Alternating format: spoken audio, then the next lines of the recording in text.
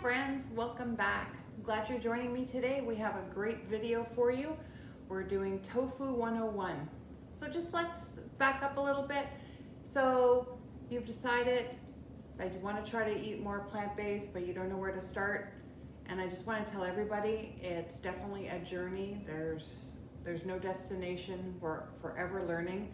And that being said, if you have any great tips or tricks for me, please send me messages down below, because it's all about learning every day, and I tell you, every day I do learn something new. Nobody's trying to be perfect here. We're just all trying to do the best that we can. But now let's say you've decided you want to try to be plant-based, and Krista, this is out to you because I know you want this information the most. You went out, you bought some tofu, and you have no idea what to do with it. So let's just talk about the different types of tofu. So tofu has been around since 1183, and it used to be used on the altars and the shrines for the gods. Anyway, so the different types of tofu range from a silken tofu, you can go all the way up to a high protein tofu, and then they also have flavored tofus. So we're going to talk about each one. But basically what differs from the different types of tofu is the water content. So the higher the water content, which would be the highest one, which would be silken tofu. Now silken tofu is like very custardy, very light. I like making puddings out of this. I have a great chocolate mousse recipe that I'm going to share with you in this video.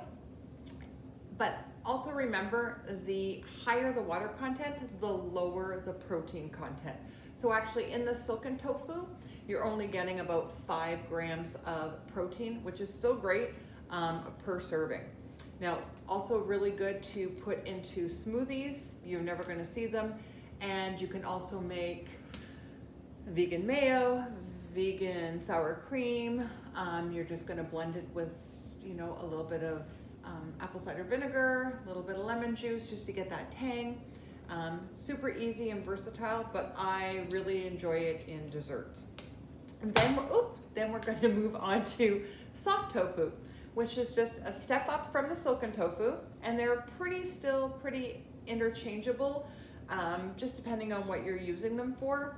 But the soft tofu is what you would find the little cubes in miso soup a lot of the times in Japanese restaurants.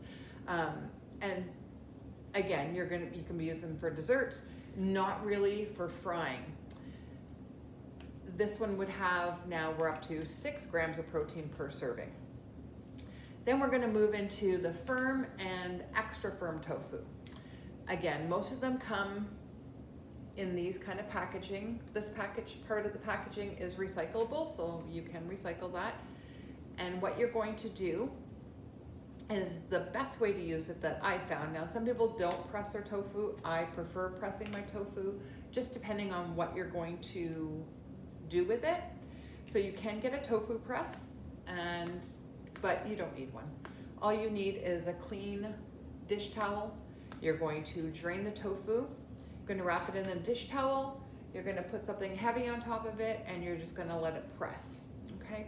So the more water that you take out of it, that's leaving more room for it to impart flavor. So when you're marinating it, like in my lemongrass tofu, which is great for banh-mi's, that recipe is also coming, you'll see that it'll give it room to absorb those flavors. You can be lazy, you don't have to press it whatsoever. And now we're up to 9 grams of protein per serving. So there's like 5 servings in this package. So you can see that just having a couple of slices of tofu, you're already at 18 grams of protein. The other thing you can do, now, if you don't like the texture of tofu, or you're still getting used to it, and again, a lot of times it has to do with how you're cooking it, what you can do is you can basically take your tofu just like this, stick it in the freezer and freeze it, take it out the next day, let it thaw, and then what you're going to do is you're going to open it, and then you're going to press it again. And when you press it, it's going to take even more water out of it after freezing it, and it almost has like a meaty-like texture. That's a little trick for making, say, chicken nuggets or something with your tofu, or if you're breading it, that's the best way to get that meaty texture. And this is a go-to for anything. You can actually even make feta cheese out of this. What else do I make with? I make sticky, spicy tofu, fried tofu. You can do tofu in the air fryer. You can bread it. And the best way to bread it is by taking the liquid from a can of chickpeas, which is called aquafaba. And so whenever you're having chickpeas, just reserve that aquafaba. And if you don't have any use for it at the moment, just freeze it into ice cubes, and then you can just defrost a few ice cubes as you need it. But it's great for breading, so you can use it almost like your egg wash, and then put it into your crumbs or whatever, put it into the air fryer or a frying pan or even the oven, and you're gonna get some nice crisp tofu. Then the other things that you can also look for, now a few of these I've gotten at Trader Joe's. I know that's not always accessible everywhere. The next one is this organic baked tofu.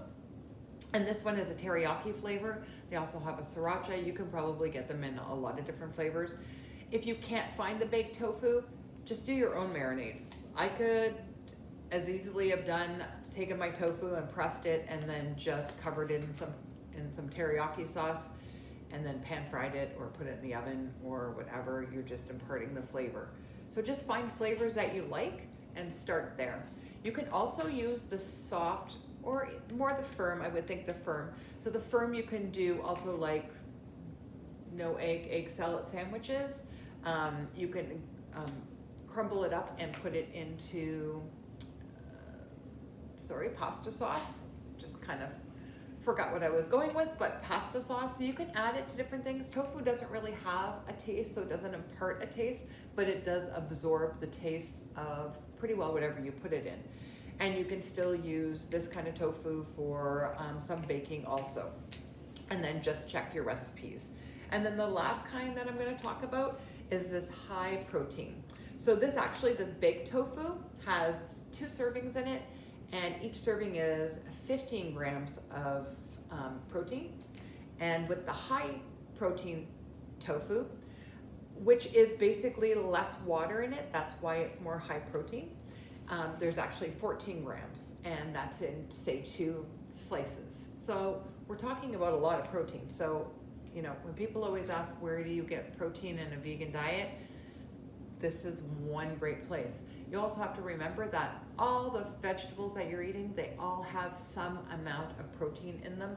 So if you're having oatmeal and a big salad with, you know, a mix of vegetables and spinach and stuff, you are going to get more than enough protein.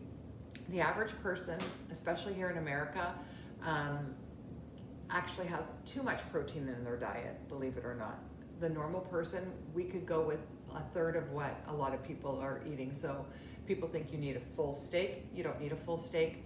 You need 3 or 4 ounces of protein, whatever kind of protein that you want. And there's also tempeh. There's different things that we're going to talk about, but I did want just to give you kind of an overview about tofu, and I'm going to have some recipes following this just to show you how to use it and what to do with it. And all of them are delicious and you're going to love them. Thanks for joining me, and I hope you enjoy the following recipes.